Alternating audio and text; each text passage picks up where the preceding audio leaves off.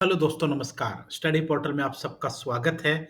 आज आप लोगों के लिए एक ऐसा टॉपिक लाया हूँ जो एजुकेशन लाइन में काफ़ी इम्पोर्टेंट है। जितने भी टीचिंग एग्ज़ाम्स होते हैं, हर जगह इससे कहीं न कहीं, कभी न कभी क्वेश्चन पूछे गए हैं।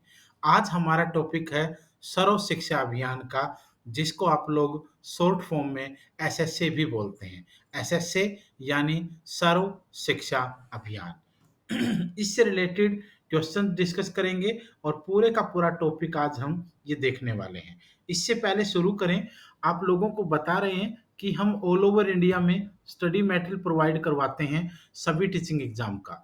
चाहे वो आपका डीएसएसबी का एग्जाम हो, चाहे आपका केवीएस हो, चाहे आपका एनवीएस हो या फिर सीटेट हो और यूजीसी नेट जैसे एग्जाम हो, सबके लिए पूरा स्टडी मटेरियल पेपर 1 पेपर 2 पूरा सेट आप लोगों को इस तरीके की अलग-अलग बुकलेट के पूरे सेट आपको कोरियर के द्वारा भेजे जाते हैं। इस नंबर पर कॉल या व्हाट्सएप पर बात करके ऑर्डर कर सकते हैं। आइए एक बार देख लेते हैं, सर्व शिक्षा अभियान यानी एसएसए क्या है? सर्व शिक्षा अभियान भारत सरकार द्वारा एक प्रमुख कार्यक्रम है, चलाया गया एक प्रमुख कार्यक्रम है, जिसकी शुरुआत भारत के प्रधानमंत्री श्री अटल बिहारी वाजपेयी जी के काल में हुई थी। एक तो ये क्वेश्चन याद रखना कि सर्व शिक्षा अभियान की जब शुरुआत हुई, तो उस समय भारत के प्रधानमंत्री कौन थे? श्री अटल बिहारी वाजपेयी जी उस समय भारत के प्रधानमंत्री थे।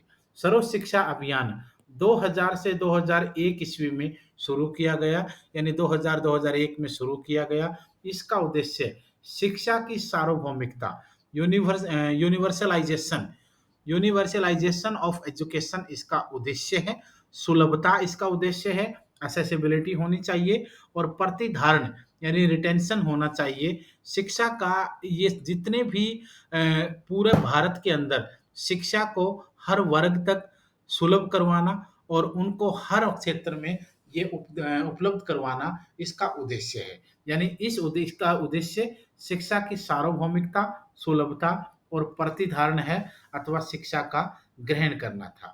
सर्व शिक्षा अभियान के माध्यम से प्रारंभिक शिक्षा में बालक-बालिका और सामाजिक श्रेणी के अंतर को दूर करने का प्रयास किया गया।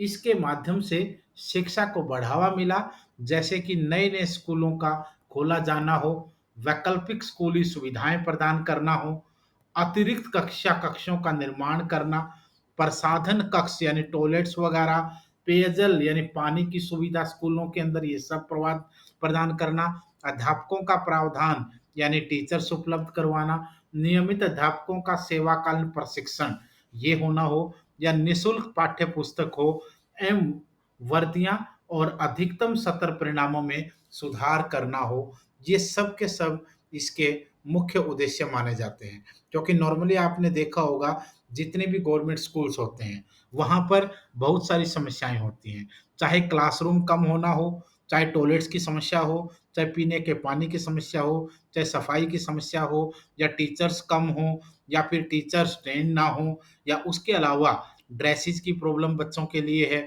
खेल के मैदान हैं, दूसरे क्षेत्र हैं, दूसरी किसी प्रकार की सांस्कृतिक गतिविधियों की कमी है, ये सब होते हैं, तो इनको ठीक करना, इनमें सुधार करना इसका उद्देश्य रहा है। इसके अंतर्गत शिक्षा को रणनीतियाँ एवं मापदंडों के अंतर्गत लिया गया। यानी इसके अंतर्गत शिक्षा को रणनीतियों और मापदंडों के अंतर्गत लिया गया ताकि इसको सही रूप से इम्प्लीमेंट किया जा सके। सर्व शिक्षा अभियान के सिद्धांतों की अगर हम बात करेंगे, तो प्रिंसिपल कौन से हैं? Principle of SSC. सर्व शिक्षा अभियान के अंतर्गत समता का अर्थ केवल समान नहीं, बल्कि ऐसी स्थितियों का समावेश है जिसमें समाज के अवैध वर्ग यानी अनुसूचित जाति, मुस्लिम अल्पसंख्यक, भूमिहीन, कृषि कामगारों के बच्चे और विशेष वर्ग वाले बच्चे आदि शामिल हैं। अर्थात यह सभी शिक्षा के समान अवसर का लाभ उठा पाएँ। सर्व शिक्षा अभियान के अनुसार पहुँच शब्द का जो अर्थ है, वो स्कूलों की दूरी से ना होकर इससे है कि स्कूलों का अनुसूचित जातियों, अन्य वर्गों और सामान्य रूप से लड़कियों और विशेष ज़रूरत वाले बच्चों की पहुँच से दूर ना हो। यहाँ पर यानी पहुँच जो वो डिस्टेंस नहीं है, बल्कि उस वर्ग तक पहुँचाना है, जो वर्ग इसके काफ़ी दूर देखा जा रहा है। इसके अनुसार बालक-बालिका को बराबर समझकर ना ये केवल कहने की बात नहीं है, बल्कि शिक्षा पर राष्ट्रीय नीति 1986 से 92 में बताए गए परिप्रेक्ष्य पर परिक्षेत्र परिप्रेक्ष्य में शिक्षा को देखना, अर्थात महिलाओं की स्थिति में बुनियादी परिवर्तन लाने को बढ़ावा देना है। कक्षा कक्ष के माध्यम से संस्कृति की सृजनात्मकता को बढ़ावा देना, ताकि लड़कियों और पिछड़े हुए बालकों के लिए समावेशी परिवेश उत्पन्न हो सके।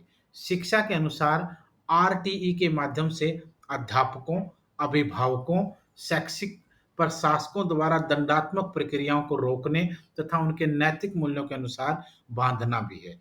इसके अनुसार शिक्षा का संपूर्ण दृष्टिकोण और पाठ्यक्रम, शिक्षक शिक्षा, शैक्षिक योजना आदि के साथ-साथ संपूर्ण सामग्री और शिक्षा की प्रक्रिया को क्रमबद्ध बनाना है। देखिए मोस्ट इम्पोर्टेंट चीज़ है।